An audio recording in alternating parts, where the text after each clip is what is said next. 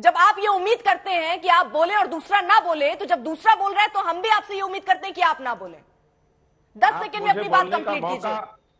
देखिए, बिहार हमेशा लगातार सर्वाधिक विकास इसको इसका क्या करें आप? अगर उनका नहीं, मैं आरजेडी के सलमणि त्रिपाठी बिहार के भीतर आपने, तो मैं डिबेट छोड़ देता हूं अगर उनका सलमणि त्रिपाठी अपनी बारी में। सर एक सेकेंड, कुमार जी उनको संरक्षण दे रहे हैं। एक सेकेंड सर, सर ठीक है, वो साथ छोड़कर चलेंगे, इसकी नाराजगी होगी, लेकिन डिबेट में मत निकालिए ना। एक सेकेंड, सलमणि त्रिपाठी आवाज कम कीजिए। सत्यप्रकाश जी, ठीक है सत्यप्रकाश जी, देखिए अर्पिता जी, बिहार सर्वाधिक विकास दर वाला राज्य लगातार बना हुआ है। आंकड़े जो आप 3 नंबर कर बता रहे थे, वो बिहार 1 नंबर पे 11.1% का, पॉइंट 2। मैंने जो कहा था कि 80 करोड़ लोग जिस राष्ट्र के अगर सरकारी भोजन को लेने को विवश हैं, इसका मतलब है कि उस देश की आर्थिक माली हालत बहुत अच्छी नहीं है। ये गर्व करने का विषय नहीं है कि हम 80 करोड़ को बांट करके खाना खिला रहे हैं, गर्व का विषय नहीं है। दूसरा, आप चुप रहिए, बिहार पर डिबेट कर लेंगे। बिहार 11.3% सर्वाधिक विकास दर है, गुजरात 12वें नंबर पर है। बिहार आप सभी को रोक रहे हो। संगीत रागी, सत्यप्रकाश मिश्रा, सलमणि त्रिपाठी, अखिलेश जी, देखिए आशुतोष जी, यहाँ पैनल में सब है सर, सबको बोलने का मौका मिलना चाहिए। अगर आप लोग ऐसे ही तू मैं करना है तो आप ये बता दीजिए। सर स्काइप पर आप लोग जुड़े हुए सर दिक्कत होती है, आवाज क्लियर नहीं समझ में आ रही। मोटिव यही है कि चीजें समझ में आए। सर सत्यप्रकाश मिश्रा जी, आप अकेले ही अपना बोल रहे हैं, आपको सुनना ही नहीं है मतलब। सलमणि त्रिपाठी अपनी बात कंप्लीट कीजिए, अभी कोई नहीं बोलेगा प्लीज सर। सलमणि त्रिपाठी, नहीं देखिए, बिहार के भीतर ये कहते हैं भी संगीत रागी जी को बोल रहे हैं, हमें बोल रहे हैं। किसने कहा कि नीतीश कुमार जी शिखंडी हैं? क्या भाजपा के लोग हैं? आरजेडी के एमएलए हैं सुधाकर सिंह, आपकी हैसियत है बोल पाइए? पूरे आरजेडी को आपने बिहार के भीतर आतंक का, ठीक है सलमणि त्रिपाठी, आरोप पलटवार से ऊपर उठते हैं सर, ठीक है पलटवार नहीं वो छोड़ दीजिए। मुझे ये बताइए, 405 का जो आंकड़ा आप दे रहे हैं कि 405 जो है आप लेकर आएंगे, कैसे लेकर आएंगे सर लोकसभा में? जैसे लेके आए हैं 2014 में जितनी नीतीश जी तो चले गए आपको छोड़कर, हिमाचल प्रदेश आप हार गए, कितनी जगह पर आपकी सरकार है? राज्यों से ही तो एक आप केंद्र तक पहुंचेंगे सर, वो रास्ते आपको दिख रहे हैं उतने खुले हैं जिससे आप दिल्ली की गद्दी पे बहुत से लोगों को छोड़ के जाते हैं। 2024 का जो चुनाव होगा,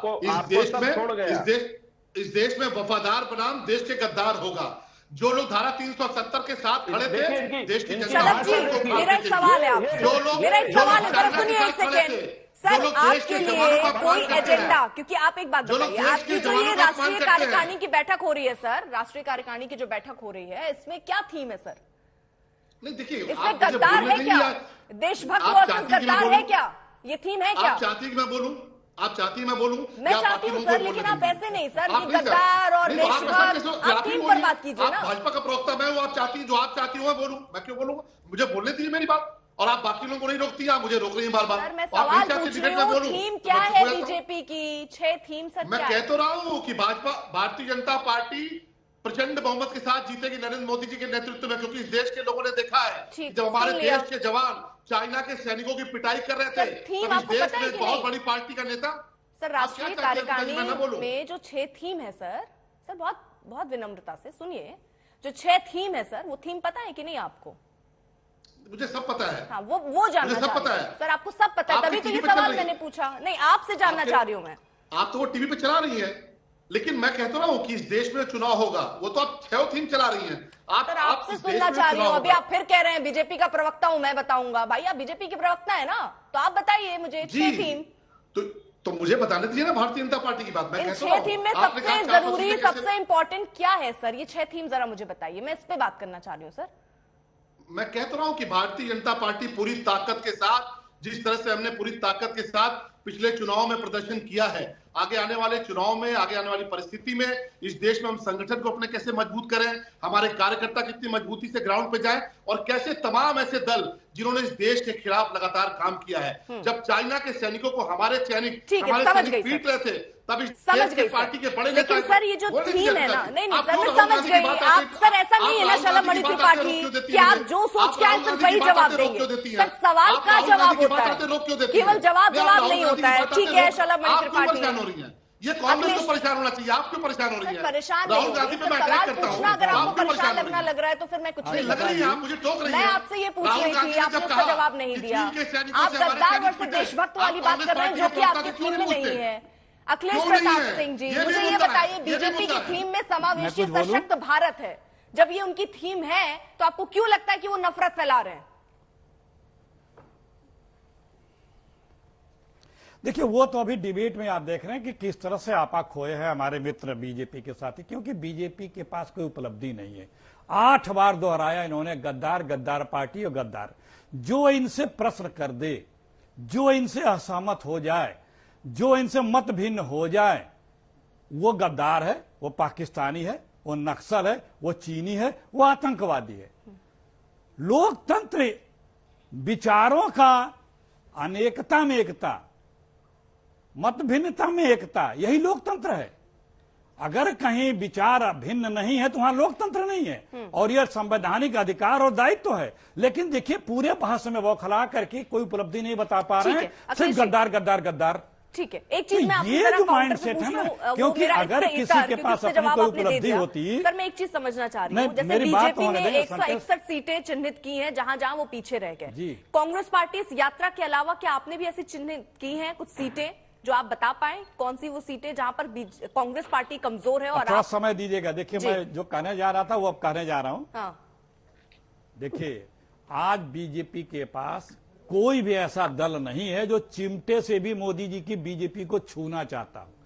जो इनके ट्रेडिशनल एलायंस थे, उन्होंने भी इनका साथ छोड़ दिया, क्योंकि उस सबको ये मारना चाहते थे। और आज की तारीख में पूरे हिंदुस्तान में सब लोग अगेंस्ट बीजेपी हैं, कांग्रेस के साथ हैं। हम सर, ये लोग साथ कैसा है? मत भिन्न ये हैं, सवाल अखिलेश जी यही हमारे उठता है। विपक्ष के साथी, ये लेकिन कैसा मन साथ भिन्न है जब कोई नहीं है। नीतीश पत्ते नहीं प्लीज खोल सेंटेंस- रहे हैं? अरे मैं आपको अखिलेश सवाल ही आ यादव, रहा है, प्लीज मायावती ने आने कह दिया दीजिए कि वो ना। गठबंधन में बात नहीं आने आने वाली दीजिए है। भाई। सर, ये आप कह रहे हैं ना, चलिए उनके साथ नहीं, लेकिन आपने सुना ही आपके साथ भी नहीं, तो नहीं है आप सर। सुनती नहीं बात को। चक्कर ये कि थोड़ा धैर्य से सुनेंगे तब समझ में आएगा। मैंने कहा हम लोग मत भिन्न हैं, मन भिन्न नहीं है। वो बीजेपी के साथ नहीं है, लेकिन हमारे साथ हैं। शुभकामना दे रहे हैं, सब कुछ दे रहे हैं। जो व्यक्ति या जो लोग यात्रा में चले जा रहे हैं, उनके घर में सुबह सीबीआई और ईडी पहुंच जा रही है। शुभकामनाओं से सरकार बना लीजिएगा क्या? BJP 150 seat Modi ji. सुनिए, अरे यार, बड़ी समस्या है। थोड़ा सुन लेंगे तो सब सवाल का जवाब मिलेगा। मैं एक ही बार में सब सुन लेता हूं। अर्पिता जी, बीजेपी 150 से अधिक सीट नहीं पाने वाली है, क्योंकि सब जगह बीजेपी अपने मैक्सिमम पे है। अब उसे घटना है, सिमटना है, और कहीं कुछ नहीं है बीजेपी का। सवाल पूछिए, वही जवाब देना है, फिर कहना है सुना नहीं जाता। सर, वो नहीं सुनना है जो आप सुनाना चाह रहे हैं। मेरे एक सवाल है, उनका जवाब सुनना चाह रही हूँ, जिसपे जवाब आपके पास भी नहीं है, बीजेपी भी नहीं दे रही है। अभी जब वो नहीं दे रही थी तो आप कह रहे हैं कि देखिए वो जवाब नहीं दे रहे हैं, भाग रहे हैं। अब आप क्या कर रहे हैं सर? स्पेसिफिक सवाल है, बताइए। मैं आपसे पूछ रही हूँ, केजरीवाल और केसीआर को श्रीनगर में क्यों नहीं बुलाया? हम अरे मैं सबको क्यों बुलाऊं? अभी तक जितने लोग को बुलाया यानी सब साथ नहीं है ना? आप उनको नहीं बुलाया। ये हमारा कोई राजनीतिक, सब अब बात साथ नहीं आने है ना देना, सर? हमारा ये कोई राजनीतिक गठबंधन की रैली नहीं है। अब सुनिए, फिर वही बात। ठीक है, सुन लेंगे सत्यप्रकाश तो जी, जवाब आपका मिलेगा। जल्दी से आखिरी कमेंट भी लेना चाहूंगी। अर्पिता जी, अब ये हमारा राजनीतिक गठबंधन यात्रा नहीं है। ये हमारा राजनीतिक गठबंधन यात्रा नहीं है, ये गैर राजनीतिक यात्रा है।